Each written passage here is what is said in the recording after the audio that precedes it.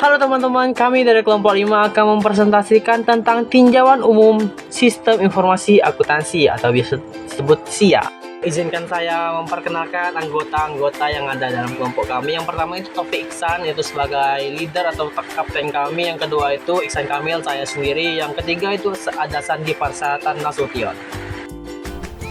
Baik, di sini saya akan menjelaskan apa itu SIA. SIA ini merupakan singkatan dari Sistem Informasi Akuntansi. SIA ini terbagi menjadi 3, yaitu yang dikenal sebagai Sistem Informasi dan Akuntansi. Sistem, apa itu sistem? Sistem merujuk pada kumpulan komponen dan proses yang saling terkait untuk mencapai tujuan tertentu. Dalam konteks SIA, sistem ini merujuk pada keseluruhan alur kerja dan infrastruktur yang digunakan untuk mengelola data keuangan. Informasi merujuk pada data yang telah diolah dan diproses sehingga menjadi bermakna dan berguna untuk pengambilan keputusan. Dalam SIA, informasi keuangan yang dihasilkan dapat berupa laporan keuangan, analisis keuangan, dan data akuntansi lainnya. Akuntansi merupakan proses pencatatan, pengklasifikasian, pelaporan, dan analisis transaksi keuangan. SIA menggunakan prinsip dan praktik akuntansi untuk mengelola dan menyajikan data keuangan organisasi. Sistem informasi akuntansi atau SIA adalah sebuah sistem yang dirancang untuk mengumpulkan, menyimpan, mengolah, dan menyajikan data keuangan dan akuntansi dalam suatu organisasi. SIA membantu organisasi untuk mengelola keuangannya dengan lebih efektif dan efisien. Di sini saya akan menjelaskan tujuan sistem informasi akuntansi, menyediakan informasi keuangan yang akurat dan tepat waktu kepada pihak internal dan eksternal organisasi, membantu organisasi dalam membuat keputusan keuangan yang tepat, meningkatkan efisiensi dan efektivitas pengelolaan keuangan organisasi, mengamankan data keuangan organisasi.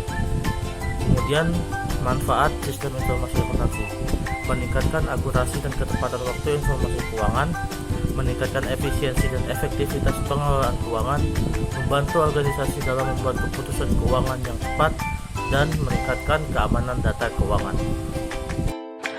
Ada 6 komponen yang terdapat dalam SIA. Yang pertama itu orang. Orang yang terlibat dalam SIA biasanya orang yang bekerja sebagai akuntan atau sistem analis. Mereka lah yang bertanggung jawab untuk mengoperasikan dan memelihara sistem informasi akuntansi atau biasa disebut SIA. Yang kedua itu prosedur.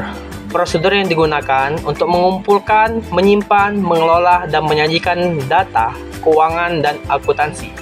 Prosedur ini harus terdokumentasi dengan baik dan mudah dipahami oleh sesama atau semua orang yang terlibat dalam SIA. Yang ketiga itu ada data keuangan dan akuntansi organisasi. Data ini dapat berupa transaksi keuangan, saldo akun, dan informasi lainnya yang terkait dengan keuangan organisasi.